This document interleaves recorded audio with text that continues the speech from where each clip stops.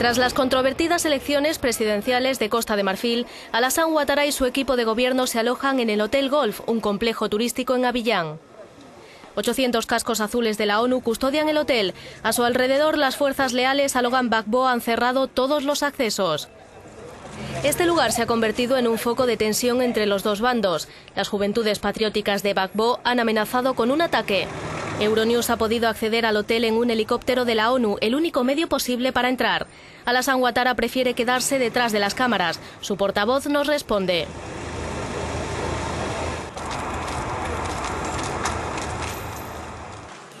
¿Por qué el señor Ouattara no quiere hablar? El señor Ouattara no desea hablar porque hasta hoy la comunidad internacional ha reconocido que es el nuevo presidente.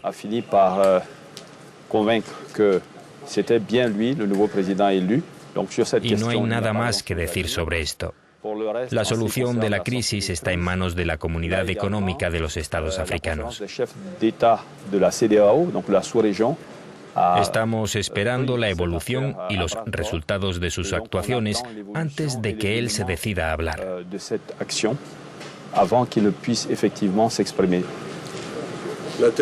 La televisión de Costa de Marfil y los partidarios de Gbagbo han animado a la gente a asaltar el hotel donde nos encontramos. ¿Cómo se siente? El Hotel Golf está muy bien custodiado por las fuerzas de Naciones Unidas desplegadas en Costa de Marfil y por las fuerzas especiales francesas de la Operación Unicornio, que trabajan bajo mandato de la ONU. Estamos relativamente tranquilos. Lo que más nos preocupa, y ya lo hemos dicho, es proteger a la población civil, que ha sido la que más ha sufrido la venganza de los mercenarios y milicianos reclutados por el poder saliente, y esto es lo que más nos preocupa. ¿Qué espera de Europa y de la comunidad de los Estados africanos? ¿Una intervención militar? Bien, Europa ha hecho mucho porque ha reconocido, como si fuera una sola voz, que Alassane Ouattara ha sido el presidente legítimo. También sabemos que ha impuesto sanciones contra ciertas personas afines al expresidente Laurent Gbagbo, así como otras que han violado los derechos humanos. Están también trabajando en términos de apoyo financiero. Así que la Unión Europea ha hecho ya mucho. Puede hacer más, sí, pero ya tendremos la ocasión de abordar este tema con más detalle. Hoy por hoy estamos muy satisfechos con lo que se ha hecho. En cuanto a la Comunidad Económica de Estados Africanos, tenemos grandes expectativas, porque, como sabe, están mediando para que el presidente saliente abandone el poder por la vía pacífica. ¿Cuál es el mejor camino para salir de la crisis? El camino más eficaz es el que estamos siguiendo, es decir, estamos haciendo todo lo posible para que el presidente saliente entre en razón, él y su entorno. Se trata de hacerles comprender que lo más importante es el país.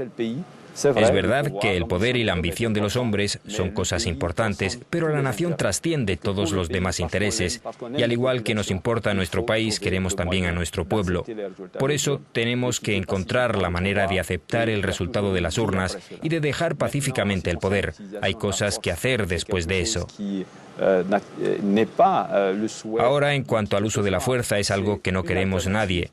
Es una alternativa que sigue ahí, es evidente, sobre todo cuando se habla de pérdidas humanas y de crisis, y cuando la gente sufre. Esto no puede durar eternamente. Tampoco podemos permitir que la gente que maneja el poder del Estado y que tiene a una parte del ejército bajo su mando y los medios de comunicación transmitan mensajes incitando al odio que podrían causar una situación previa al genocidio y eventualmente un caos. Cada una de las personas que vive en Costa de Marfil, los marfileños en general, han aprendido la lección de esta crisis tan larga. Todos han sufrido por muchas cuestiones que ni siquiera han llegado a comprender.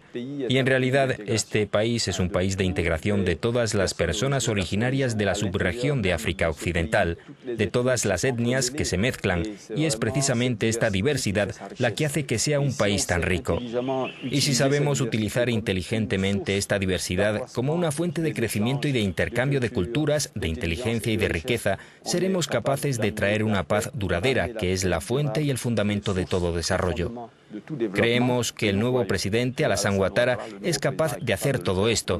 Tenemos mucha confianza. Por eso esperamos que esta crisis no dure mucho tiempo más, porque solo crea falsas divisiones que luego puede que sean difíciles de superar.